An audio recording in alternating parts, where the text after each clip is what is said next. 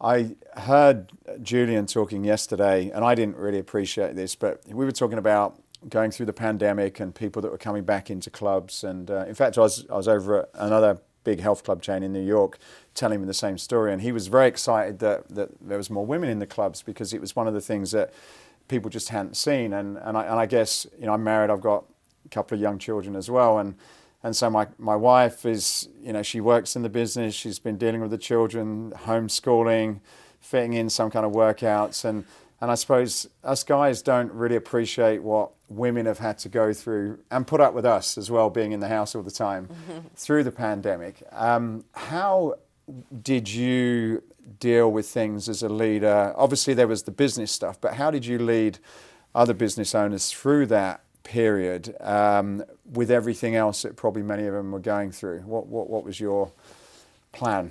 First of all, you are self-aware about that. So I really appreciate all the men in my life who have said things like that, like, wow, it's really hard for moms, I think beyond obviously marginalized communities and homeless and all that with COVID, I think moms are hit the hardest. Truly, we're exhausted. Homeschooling our kids, all the things you just mentioned, right? Our entire company is owned by moms. Like every single person is basically a young mom. Hardest hit. At our headquarters too, head of, marketing, retail, finance, we're all kind of in that bucket. And it was really hard. And I had a hard time with it, right? And I think just naming that and saying it was huge, and trusting that we were going to get through it, and giving each other grace. Like the person who always shows up on time for meetings is suddenly late, often, or someone who's usually our rock was really kind of erratic, or suddenly scared of public speaking, but rocked the stage in the past. Like we all just kind of got shook, right? And I am the first to talk about how I've had a shakeup and how I felt like I sucked. And then I've really talked about that out loud and my experience with therapy and learning things like, oh, you can't have fear and faith at the same time. Like saying that out loud and like, what is faith? And like, how are we going to get through this? Those kinds of conversations, kind of more in the in-between moments with the team, I think go a long way. We had a moment where it was actually, I think, right around George Floyd's murder, which really shook me. I mean, obviously, it shook all of us, but I just pieced out. I went to our log cabin, and luckily, I have a COO and president who's super supported me. He had just started with the company, and I couldn't lead in that moment. I had to take care of my mental health. I had to understand and investigate and learn and just take some deep breaths. And I got on a franchise call and they were angry. Really? They're like, where did you go? Like, this is the hardest moment of our history. Where are you?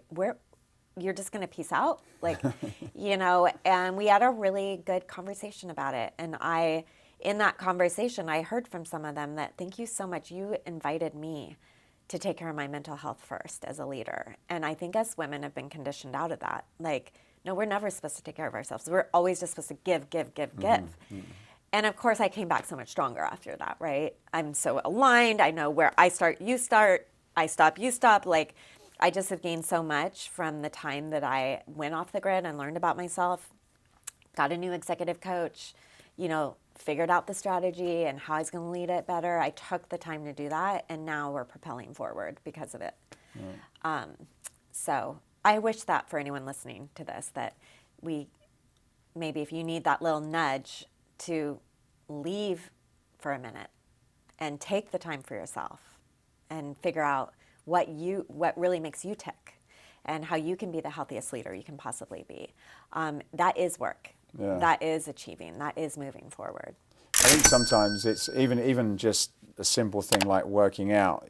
Most people, it's like, okay, I'm going to do my work, I'm going to do my family, and then if I get time, I'm going to work out. And I have this conversation quite a bit with people, and it's like, look, unless you put yourself first in front of your family. I used to travel a lot, and And if I didn't, and my wife was very supportive of this, if I didn't kind of go away, get myself sorted out, get some rest, have a workout, have some good food, then I was going to be just terrible with her, the children, the work. It just becomes this sort of snowball effect that just gets worse. And although I suppose it can be seen, you can, even to yourself, you say, oh, well, that's selfish. Why am I going to the gym now when I've been away for a while? But sometimes you just kind of need that to sort of get yourself ready, and then you can become, like you say, you again. Yes.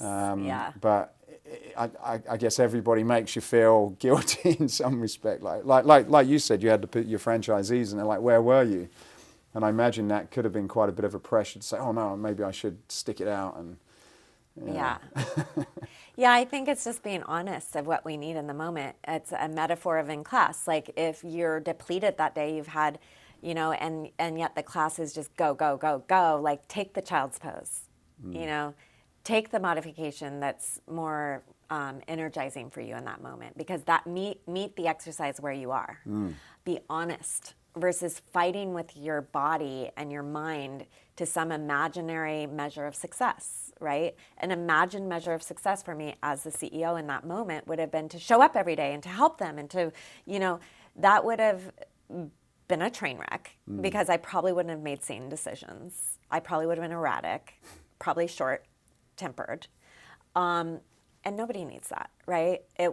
And it's just not good for me. And I often think about my daughter, who's now 18, and my son, who's 16. If they were sitting in the room with me when I'm making these decisions, what would I want for them? Like how do I want them to live their lives? I want them to take care of themselves. If they don't have mental health, they don't have good cognitive ability. I watched it during COVID. We all of us parents did. Our kids were performing lower in school because they were so anxious and so lonely, and not taking, it was harder to take care of themselves. And it's I think people who crush it in the world have figured that out. Like, oh, I need my oxygen on first before I can go help someone else. Yeah, exactly. That's a great metaphor.